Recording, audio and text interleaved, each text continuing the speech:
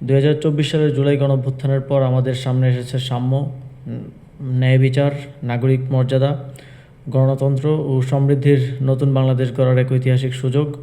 সেই স্বপ্ন বাস্তবায়নে দেশের তরুণ প্রজন্মই হবে সবচেয়ে বড় চালিকা শক্তি। আজকের এই অনুষ্ঠানে আমরা সমবেত হয়েছি সেই তরুণদের অসাধারণ অবদানকে স্বীকৃতি জানাতে। তাদের সৃজনশীলতা, উদ্ভাবনী শক্তি ও মানবিক চেতনা আমাদের সমাজকে এগিয়ে নিয়ে যাওয়ার প্রধান ভিত্তি হিসেবে কাজ করবে।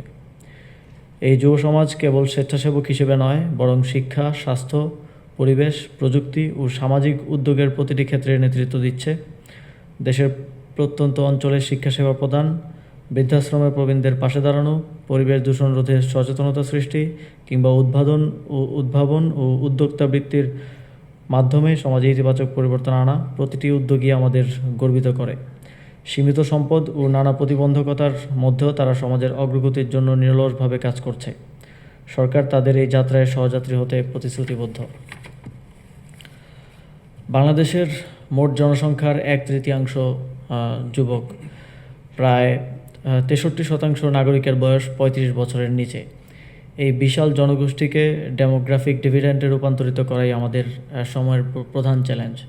যুব ক্রীড়া মন্ত্রণালয় ইতিমধ্যে এই শক্তিকে কাজে লাগাতে বহুমাত্রিক উদ্যোগ গ্রহণ করেছে।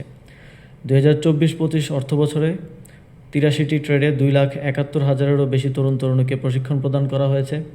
কৃষি, প্রাণিসম্পদ, কারিগরি, তথ্যপ্রযুক্তি, ট্রাফিক ব্যবস্থাপনা সহ নানা খাতে উদ্যোক্তা উন্নয়নের লক্ষ্যে প্রশিক্ষণপ্রাপ্তদের ঋণ সহায়তা প্রদান করা হচ্ছে। গত এক অর্থ বছরেই 26,612 জন যুবক যুবতীকে 152 কোটি টাকার বেশি ঋণ প্রদান করা হয়েছে। পাশাপাশি ফ্রিল্যান্সিং, কৃত্রিম বুদ্ধিমত্তা ও তথ্যপ্রযুক্তি প্রশিক্ষণ কার্যক্রম অব্যাহত রয়েছে। জুলাই গণঅভ্যুত্থানে আহত ও শহীদ পরিবারের সদস্যদের আত্মকর্মসংস্থান সৃষ্টির লক্ষ্যে একটি বিশেষ প্রকল্প হাতে নেওয়া হয়েছে, যার মাধ্যমে 12,877 জনকে প্রশিক্ষণ ও আত্মকর্মসংস্থান সৃষ্টিতে সহযোগিতা প্রদান করা হবে। আরও উল্লেখযোগ্যভাবে আর্ন প্রকল্পের আওতায় প্রায় 9 লাখ যুবক যুবনারীর প্রশিক্ষণ কার্যক্রম শিগগিরই শুরু হবে। একই সঙ্গে জাতীয় যুব নীতিমালা হালনাগাদ ও যুব উদ্যোক্তা উন্নয়ন নীতিমালা 2025 প্রণয়ন করা হয়েছে। স্টার্টআপ এবং উদ্যোক্তাদের জন্য সহযোগী ইকোসিস্টেম বিনির্মাণের লক্ষ্যে একযোগে কাজ করছে বাংলাদেশ বিনিয়োগ উন্নয়ন কর্তৃপক্ষ, আইসিটি বিভাগ এবং যুব উন্নয়ন অধিদপ্তর। সম্মানিত অতিথিবৃন্দ, ক্রীড়া ও অবকাঠামো উন্নয়নকে আমরা জাতীয় অগ্রাধিকার হিসেবে বিবেচনা করছি। গত এক বছরে যুব ক্রীড়া মন্ত্রণালয় এই খাতে যুগান্তকারী পদক্ষেপ গ্রহণ করেছে।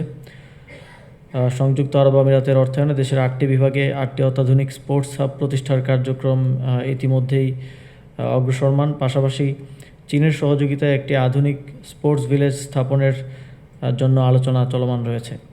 এছাড়া কক্সবাজারে দেশের প্রথম স্পোর্টস ইনস্টিটিউট প্রতিষ্ঠার কাজও শুরু হয়েছে, যা আমাদের ক্রীড়া শিক্ষাকে এক নতুন মাত্রায় উন্নীত করবে বলে আমরা আশা করি।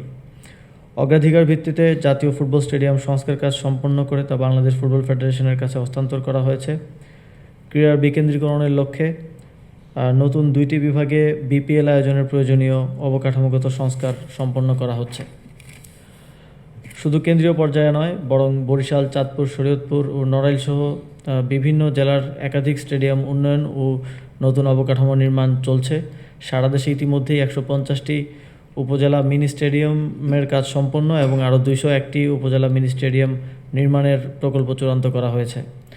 পাশাপাশি 100টি স্কুলে সিনথেটিক পিচ স্থাপনের উদ্যোগ গ্রহণ করা হয়েছে। এসব উদ্যোগের ধারাবাহিকতায় 2024-25 অর্থবছরে এডিপি বাস্তবায়নের হার দাঁড়িয়েছে 91.6%, যা আমাদের পরিকল্পনা বাস্তবায়নে দৃঢ় অঙ্গীকারের স্পষ্ট প্রতিফলন।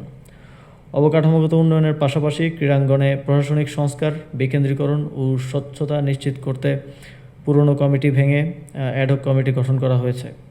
বিপিএলকে উত্তর ও দক্ষিণাঞ্চলের সম্প্রসারণের সিদ্ধান্ত গৃহীত হয়েছে। পাশাপাশি ব্যাঙ্গালোর সিএসআর তহবিল থেকে ক্রীড়াক্ষেত্রে অর্থায়ন বৃদ্ধির লক্ষ্যে বাংলাদেশ ব্যাংকের সাথে আলোচনা চলছে। উল্লেখযোগ্যভাবে স্পোর্টসকে আনুষ্ঠানিকভাবে ক্রীড়া হিসেবে স্বীকৃতি দেওয়া হয়েছে। তারুণ্যের শক্তিকে উদযাপন করতে মাননীয় প্রধান উপদেষ্টার নির্দেশনায় গত বছর থেকে সারা দেশে আয়োজন করা হচ্ছে তারুণ্যের উৎসব। প্রাথমিক ধাপে 47,000-এরও বেশি ইভেন্টে অংশ নিয়েছেন প্রায় 2,66,00,000 শিশু, কিশোর এবং তরুণ, যার মধ্যে নারীর অংশগ্রহণ ছিল 1 কোটিরও বেশি। সারা দেশে ব্যাপক সাড়া পেয়ে উৎসবের মেয়াদ 2025 সালের ডিসেম্বর পর্যন্ত বৃদ্ধি করা হয়েছে। সামাজিক সুরক্ষা ও দারিদ্র্য বিমোচনের লক্ষ্যেও মন্ত্রণালয় বিভিন্ন কার্যক্রম পরিচালনা করছে যুব ক্রীড়া মন্ত্রণালয়। সমন্বিত সম্পদ ব্যবস্থাপনা প্রকল্পের আওতায় 6,003টি বায়োগ্যাস প্ল্যান্ট স্থাপন করা হয়েছে। ক্রীড়াবিদদের জন্য বার্ষিক ভাতা বৃদ্ধি করার উদ্যোগ নেওয়া হয়েছে এবং সারা দেশে 14 কোটি টাকার বেশি ক্রীড়া সামগ্রী বিনামূল্যে বিতরণ করা হয়েছে। তরুণরাই এদেশের উন্নয়ন ও সমৃদ্ধির মূল চালিকা শক্তি।